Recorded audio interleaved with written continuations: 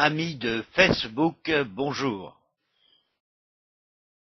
Eh oui, c'est moi, à l'âge de 4 ou 5 ans. Avant de visionner le film en vidéo de 1947 et des années 50, je vais essayer de vous faire respirer l'ambiance de ce temps passé d'après-guerre à Annelin. Ce qui est vrai en fin de guerre, vers les années 42, 43, 44, l'activité sexuelle de nos parents était intensive.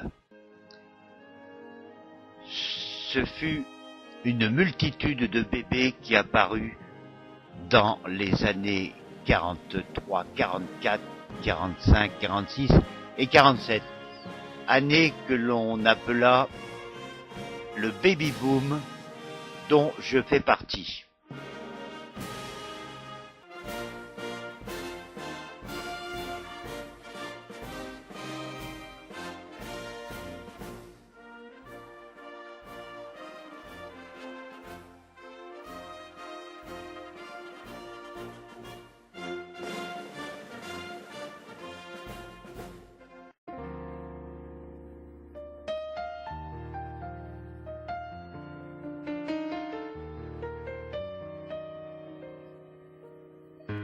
Et maintenant, parlons du film que vous allez voir. Ce film a été réalisé par Robert Duclos. Vous pardonnerez la médiocrité de la qualité des images, car Robert, à l'époque, débutait.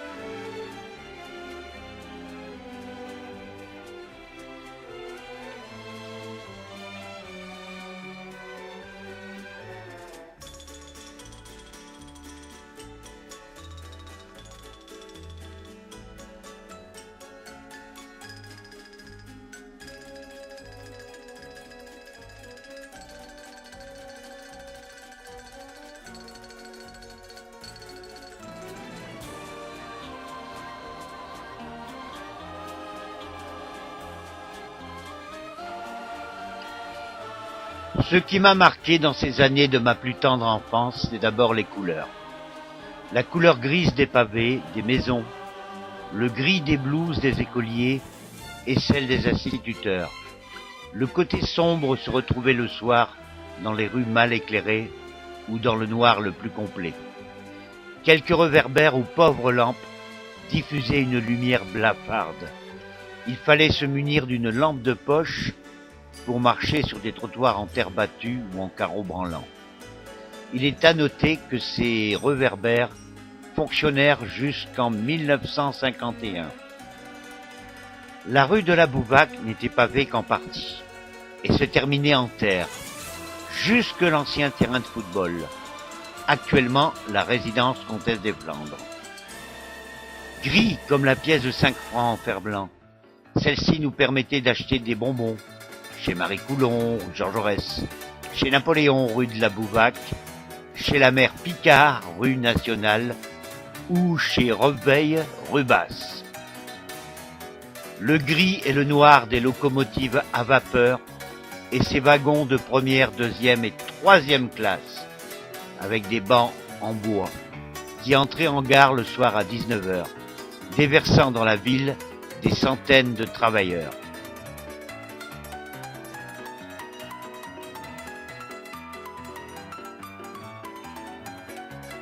Écoliers, nous nous rendions à l'école à pied, 4 fois par jour et 5 jours par semaine. en empruntant les voyettes appelées aussi carrières. Qui se souvient des volées de cailloux entre les écoliers de l'école laïque et ceux de Saint-Joseph au passage à niveau? Les patronages du jeudi, où le vicaire en soutane jouait avec les enfants au football dans la terre et la caillasse, avant de passer sous forme de diapositive les aventures de Tintin et Milou. L'été, le vicaire emmenait les jeunes à Domplage et n'hésitait pas à se baigner avec eux dans le canal de la Deule. Et aussi une sortie très prisée au bois de Carnin. Ces années-là sont aussi marquées par des bruits caractéristiques de l'époque. Le bruit des sabots des chevaux des livreurs de bière, ou celui du ronronnement d'un camion rouge, encore un brasseur, roulant à l'électricité fournie par d'énormes batteries. Nous n'avons rien inventé. Les camions bâchés, de couleur kaki, certainement les anciens camions de l'armée, qui transportaient les mineurs revenant de la mine avec leurs casques et leurs visages noircis par le charbon. Il n'y avait pas encore de douche à la mine. La plupart d'entre eux rejoignaient la cité grise ou les baraques, actuellement les blocs route de Don, et se lavaient dans de grosses bassines.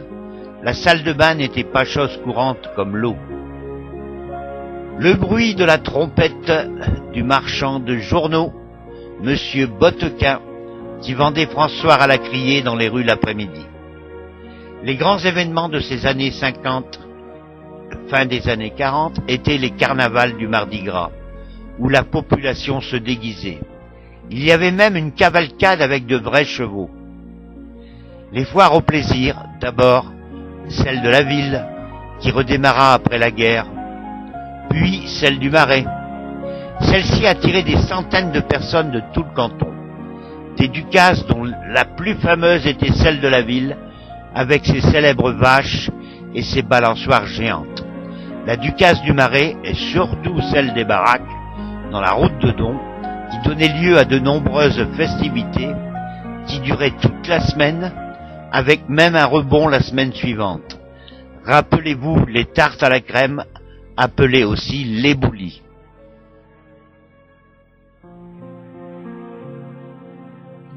Les communions et les processions dans la ville. N'oublions pas les fameux bals qui avaient lieu au café de la Philharmonie, rue Nationale, ou dans les chapiteaux lors des ducasses, appelés bals montés. Les commerces se trouvaient pour la plupart au Marais, après le passage à niveau, rue Pierre-Auger et à la place de la mairie. Plus d'une trentaine d'estaminets, dont un hôtel-restaurant, qui ouvrira ses portes en 1960 par Paulette et Fernand Charles dit Jésus-Christ, parce que sa barbe ressemblait à celle du Christ. Une douzaine de boucheries, une trentaine de magasins d'alimentation, Luciani, Dagoche, La Coop, la CCPM, 5 ou 6 boulangeries et la fameuse pâtisserie de l'Offreyen, dans la rue Pierre-Auger.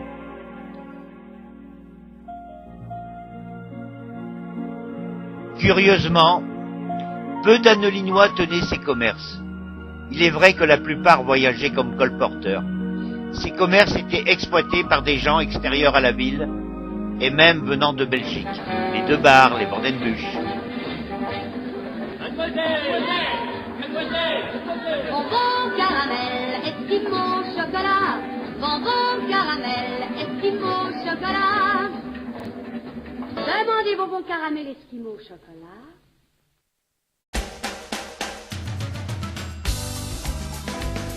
Dans ces années 1950 et fin des années 40, Annelin était très animé.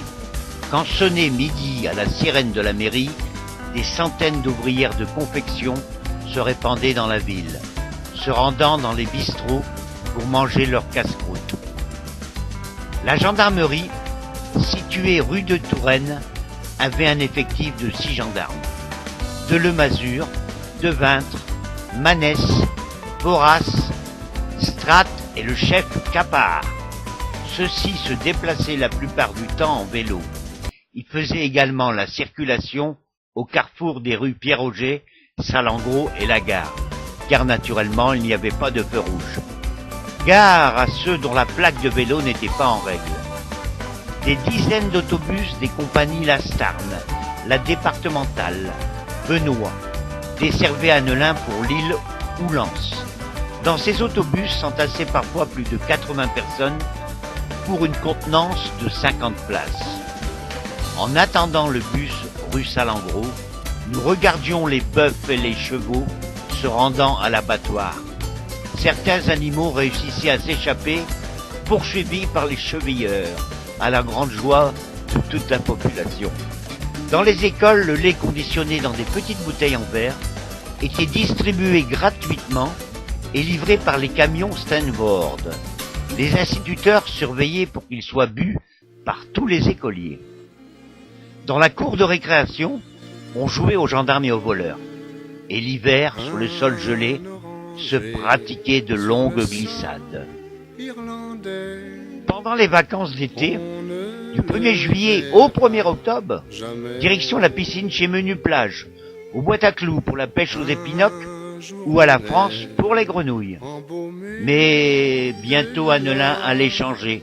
À la fin des années 50, le boulevard Léon Blum était créé, avec ses appartements que l'on appelle les blocs. Les baraques de la route de Don disparaissaient.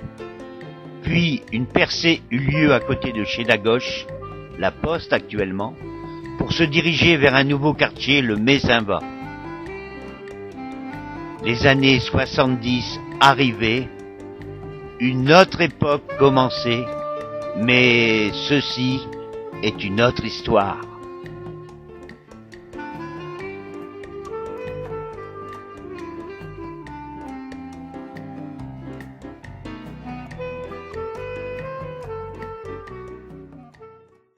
Pour les anciens d'entre nous, ils reconnaîtront pas mal d'Annelinois et certaines personnalités de l'époque. Alors, vous verrez entre autres Robert Duclos et sa mère, les enfants de la famille Delefos-Garbet, Gérard Ferré, Boucher, que l'on aperçoit dans son imperméable, René Botquin, la sœur de Lucien, Oscar Lheureux, Adolphe Boitel, le père d'Adolphe, qu'on appelait Carlos, Louis, l'hospice pensionnaire de cette maison de retraite, Julien Valbec, secrétaire de la mairie, Auguste Parzi, que l'on surnommait le tambourin, il était boulanger, on aperçoit même sa femme Jeanne, et Maurice Leroy, Madame Gérard Delvart, oh, elle devait avoir dans les 16 ans, on l'aperçoit dans l'entrée du cirque Pinder, Auguste Deleneville, Mademoiselle Raymonde Caby, Deleruyel et sa femme, André Deloff, le cultivateur, Mademoiselle Luciani, Mademoiselle de Marbray et Mademoiselle Sauvage, Charles Lanoé, père de Gérard, Hippolyte, Marthe Chrétien et Josette Dalle, Gérard Rochin et sa fiancée, l'abbé Vécher en vélo, Auguste Deleneville, Roger Picard, 21 ans, et également son frère, Jean-Pierre Lemaire, Jules Ladan, Louis Parzi, Pierre Faucompré, Mademoiselle Hourdequin, Henri Lapresse, dit Ménec, Angélina Delcourt, la maman de Jean-Marie Delcourt, Zulma, Janine Vérignon, Roger Bousmar, Germain Descamps, Doyen La Personne, près du cercueil, Gaston Maille et Simon Deleplace, ancien fossoyeur, Maurice Potier, le célèbre plombier qu'il fallait appeler très longtemps avant qu'il n'intervienne, Eugène Cordier, Robert Defibes, Jean-Baptiste Delefly, dit Pépette, Gratien Le Sellers, Jacques Lecieux, Achille Lheureux, Jean Chrétien, Jacques Deleplace, Pierre Maton, missionnaire, Marcel Blancard, Simone Maille, Yvonne Maille, femme d'Adrien Courcel, André Bousmar, frère de Paul et Pierre, Madame Descamps Duflot, Monsieur Masclé, marchand de chaussures, Madame Aline Loé, mère, Florent Viplier, secrétaire de mairie, Victor Bourri, pipeau, marchand de charbon, Roger Bonnard, mariage, etc., etc.